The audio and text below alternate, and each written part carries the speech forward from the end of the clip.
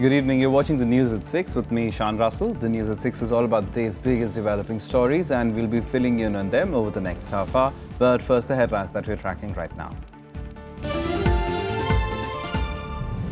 In a historic referendum, Britain votes to leave the European Union. Leave campaign prevails with 52% of the vote to the Remain campaign's 48%.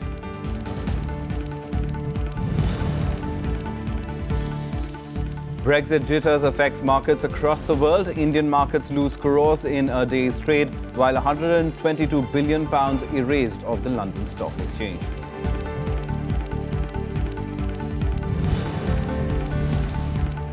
India's NSG hopes scuttled for now. China continues to block country's bid, but India claims support of 38 of the 48 member group.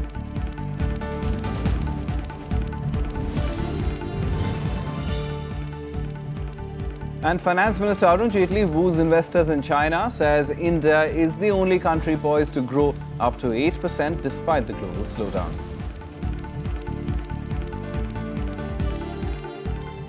Our top story this evening, Britons have voted to leave the European Union. After a historic referendum in which they rejected the advice of the main Westminster Party leaders and instead took a plunge into the political unknown, the Leave side prevailed with 52% of the vote in a referendum that saw a turnout of 72%.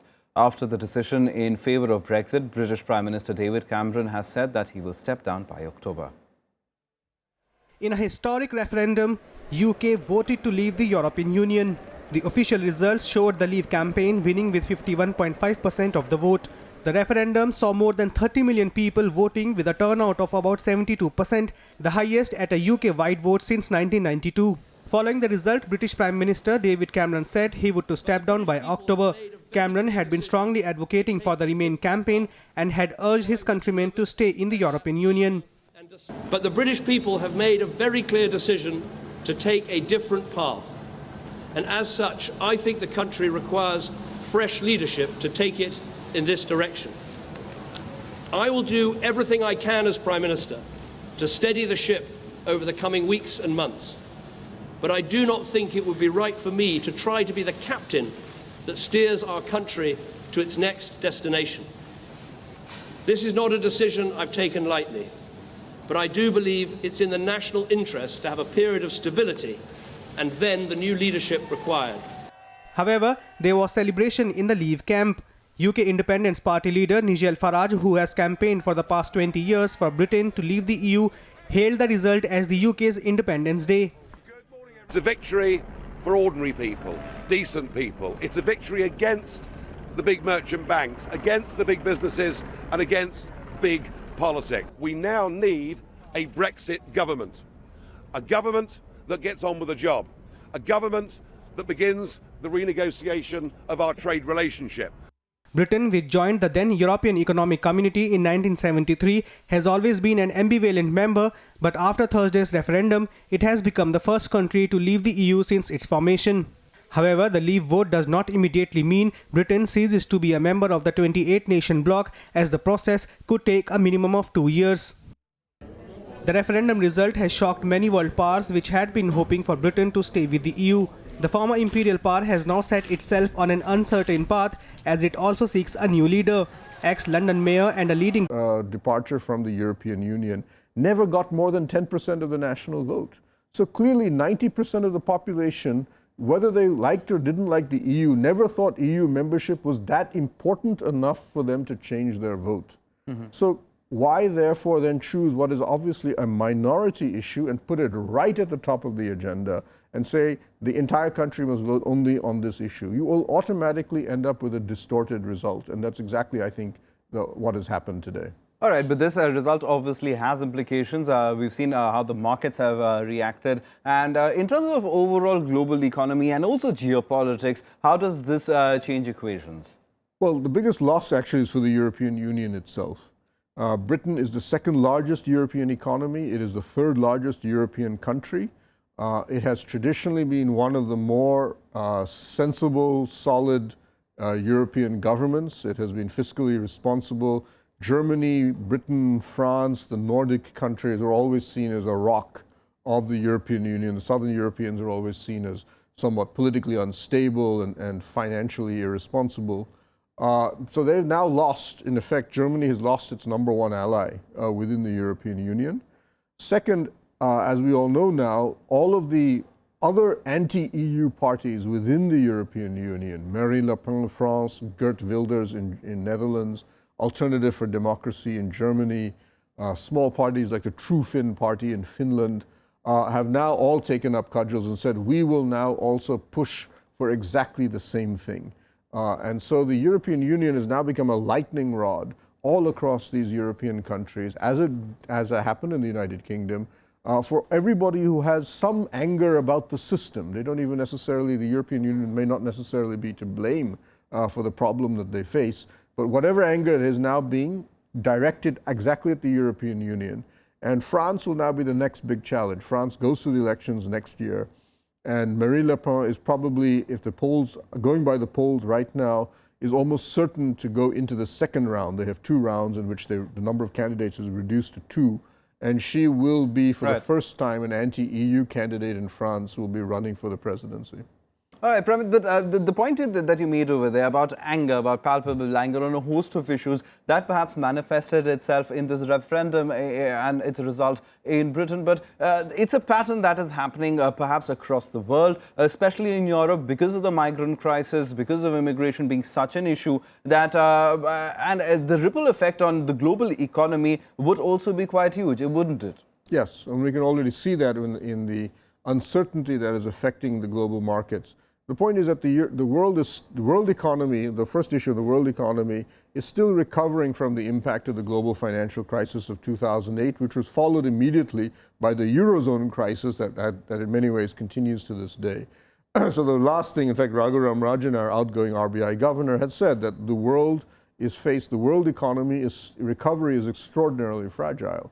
And right now, the least thing we need is to have more uncertainty built into the system. So if you look across the world, you have America maybe electing a Donald Trump. You have Japan's economy struggling despite having printed something like $2 trillion in yen. You have European economic recovery still not happening. You have even China now struggling with various financial and economic problems. So the last thing you need, therefore, is to have Britain walk out of the European Union, and the European Union internally now being thrown into a mind of fear that something similar will happen. And the European Union as a whole, especially with incorporated Britain, was the world's largest economy. And suddenly that economy now on the political front is in danger of fragmenting.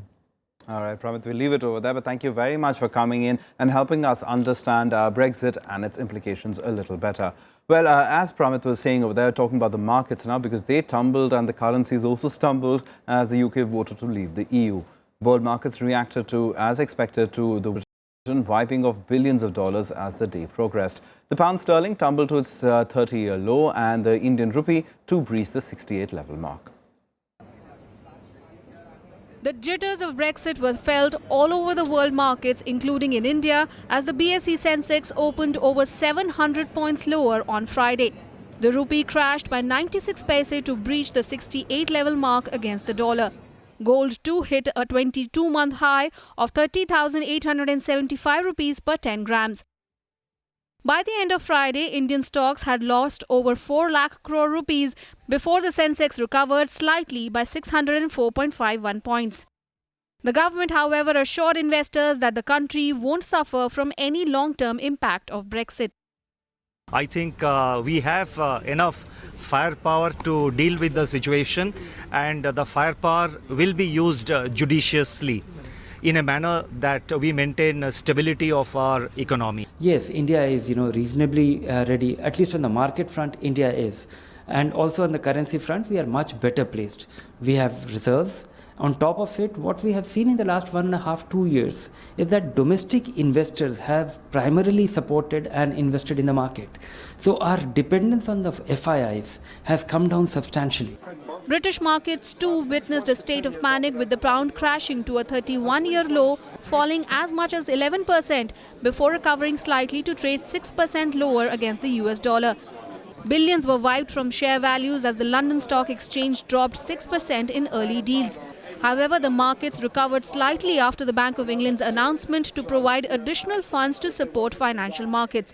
The fall erased £122 billion of stock value in the FTSE. We are well prepared for this. Her Majesty's Treasury and the Bank of England have engaged in extensive contingency planning, and the Chancellor and I have remained in close contact, including through the night and this morning. To be clear, the Bank of England will not hesitate to take additional measures as required, as markets adjust, and as the UK economy moves forward. Asian stocks were also hit hard as UK voted to leave the European Union. In their biggest fall since 2008, Tokyo stocks plummeted 8%, while South Korea's stock index sank 3.1% and Hong Kong's index tumbled 4.4%. 一番大きいのはやはり為替ですよね。やや今直近では過剰な動きと思える動きになっておりますけれども、やはり安定した本来あるべき姿に収まることが大事で。Heavy losses across other European markets were also reported, with the main index in Germany down almost 7%. In France, the main share index lost more than 8%, while the Italian and Spanish markets plunged more than 11%. Greece's stock market was down 15.3%, with bank shares falling 29.8%. Bureau Report, Rajya Sabha TV. And the world reacted to the Brexit with caution, with the European Union itself saying that it was saddened by the UK's exit. Most European countries, and even those outside, were worried about how this would affect them. Hiding the fact that we wanted a different outcome of yesterday's referendum. I am fully aware of how serious or even dramatic this moment is politically, and there is no way of predicting all the political consequences of this event, especially for the UK. It is a historic moment, but for sure not a moment for hysterical reactions.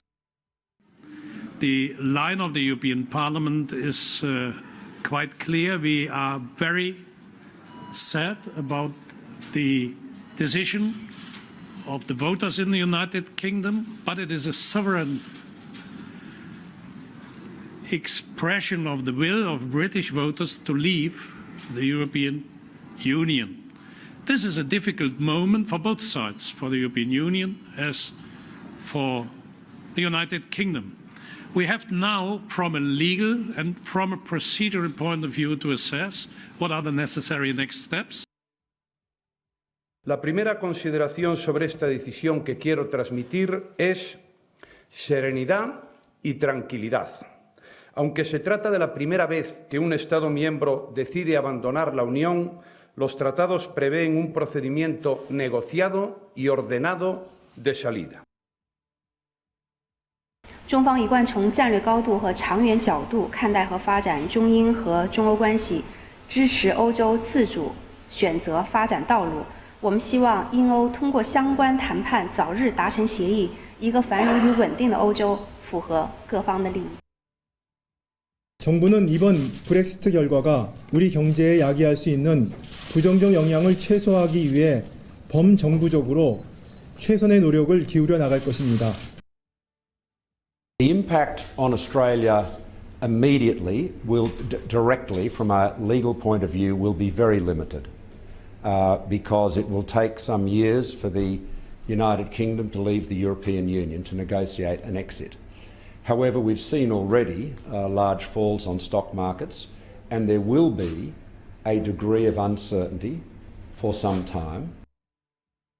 Now that Britain has voted to leave the European Union, the Prime Minister will have to invoke Article 50 of the Lisbon Treaty, thus beginning the formal process of withdrawal. This is the first time in the EU history that Article 50 is being invoked. It will begin 2 years of negotiations between the UK and EU. A negotiation with the European Union will need to begin under a new Prime Minister. And I think it's right that this new Prime Minister takes the decision about when to trigger Article 50 and start the formal and legal process of leaving the EU. I will attend the European Council next week to explain the decision the British people have taken and my own decision. British Prime Minister David Cameron describing the path ahead for himself and the country. The Article 50 that he mentions is part of the Lisbon Treaty. It sets out the rules, processes and deadlines that would govern an exit from the EU. It is also the only legal way to leave the Union, although it has never before been used and so is completely untested. For all of us, the Union is the framework for our common future. I would also like to reassure you that there will be no legal vacuum. Until the United Kingdom formally leaves the European Union, EU law will continue to apply to and within the UK. And by this I mean rights as well as obligations. All the procedures for the withdrawal of the UK from the EU are clear and set out in the treaties. Any country wishing to withdraw must negotiate the departure terms with other member states. This can take up to 2 years with the possibility of an extension. Talks will focus on negotiating access to the single market and creating new trade deals, as well as deciding the rights of movement for EU nationals and Britons. Any agreement has to be approved by all other member states and may require ratification by national parliaments. Over the past 2 days, I have spoken to all the EU leaders, I mean prime ministers and presidents, as well as heads of the EU. Bureau Report, Rajya Sabha TV.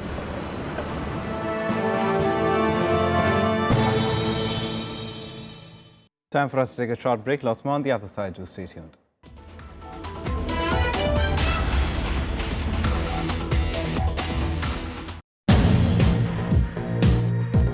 Welcome to this episode of Eureka. We are at the Saffron Bowl of Kashmir. For making 1 kg of saffron, he has to pick 1,60,000 or 2 lakh flowers. Government of India really wanted to retain this legendary crop of India because saffron is the name that India carries. Overall chromosome length of the Kashmiri saffron is 3 times more as compared to the chromosome length elsewhere reported from Italy or from Iran. The FAO Rome has already given a certification for Pampur as a globally important agriculture heritage system.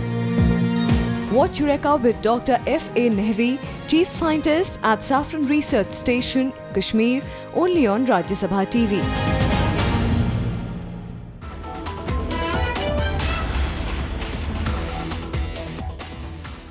Welcome back. You're watching the news at 6. Now, the 2-day crucial plenary session of the Nuclear Suppliers Group ended in Seoul on Friday with no decision on India's application for its membership. Reportedly, at least 10 countries, including China, opposed energy membership to countries that are not signatories to the Nuclear Non-Proliferation Treaty. India is one of them. India's bid to become a member of the elite Nuclear Suppliers Group has been scuttled for now, with NSG's firm support for the complete implementation of the NPT as the cornerstone of the international non-proliferation regime. The 48-member bloc, however, said it will continue to have discussions on participation of countries which have not yet signed the Nuclear Non-Proliferation Treaty. However, according to reports, India claims the support of at least 38 nations of the 48-member NSG during the discussions. We understand that despite procedural hurdles persistently raised by one country, a 3-hour-long discussion took place last night on the issue of future participation in the Nuclear Suppliers Group. An overwhelming number of those who took the floor supported India's membership and appraised India's application positively. China maintained its opposition to India's entry, saying India's membership application cannot be considered because it has not signed the NPT. China was backed by nearly 10 other countries, which effectively torpedoed India's bid, although it had the strong backing of the US, UK and France. In fact, that one of the 5 criteria set by the NSG. In fact, that the NPT is a must. It's not set by China, but set by the group as a whole.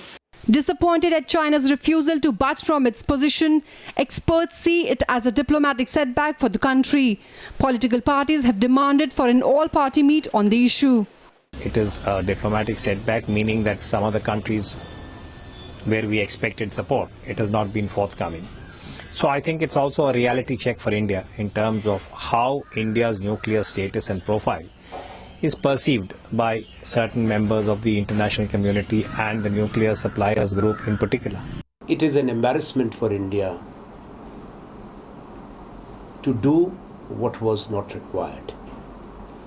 This kind of intense lobbying Prime Minister Modi and his government, we can understand, should have done for the UN Security Council membership. मैं भारत सरकार से भी कहना चाहता हूं कि foreign policy जो है उस पर ऑल पार्टी मीटिंग बुलाना चाहिए उनको. The anti-India stand taken by China clearly shows that Chinese President Xi Jinping has not responded to Prime Minister Narendra Modi's urging in Tashkent on Thursday. Bureau Report, Rajya Sabha TV. The Finance Minister Arun Jaitley has made a strong pitch for Chinese investments in India's expanding infrastructure sector. He said that India will be the only economy in the world poised to grow at 7.5 to 8% in an unsupportive global environment. While addressing a business forum in Beijing, Jaitley said that India will maintain the growth rates that it has. He invited Chinese firms to step up investments in India, saying that economic activity is now going to carry on and expand over the next few decades. Jaitley also outlined a host of measures initiated by his government and assured that the pending GST bill would be passed soon. He stressed on India's infrastructural development, saying that 700,000 villages will be connected by regular roads by 2019 and that infrastructure creation will be the emphasis area of development in India in the coming years. Even in an unsupportive global environment, we probably would be the only economy which moves upwards of 7.5%, more towards an 8% growth rate. In a supportive global environment, if things change for the better, I don't know what the rates itself would be. But I am assuming that the global environment remains the same. And I think India, therefore, in these roadmaps, offers a very attractive opportunity because this size of economic activity is now going to carry on and expand over the next few decades.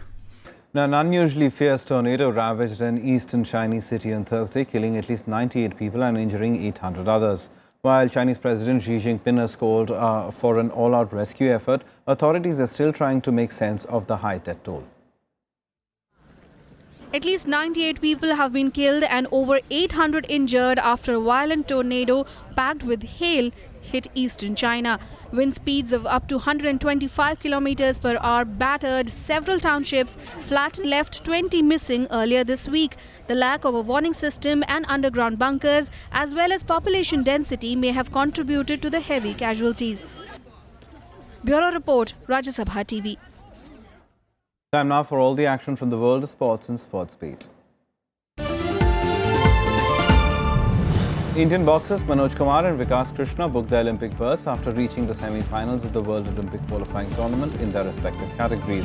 Vikas Krishna had to settle for a bronze after he was ruled out of the semi-final clash owing to a cut on his forehead. Vikas and Manoj took the total number of Indian boxers short of Olympic berths to 3, as Shiv Thapa has already qualified for the Rio Olympics. Lionel Messi has been excluded from Argentina's Rio Olympic squad. Messi's exclusion was expected as national coach Martino had already decided that the Barcelona star would not compete at both the Copa and the Olympics. Messi had helped win gold at the Beijing Olympics in 2008. Brazilian authorities have assured ample security for the Olympic Games. The Brazilian government authorized an emergency transfer of $850 million this week to help pay for infrastructure projects and security in cash-strapped Rio de Janeiro. Concerns over security in the city peaked this week after an Australian Paralympic sailor was robbed at gunpoint in the centre of the city. Well, that's it from us. Goodbye.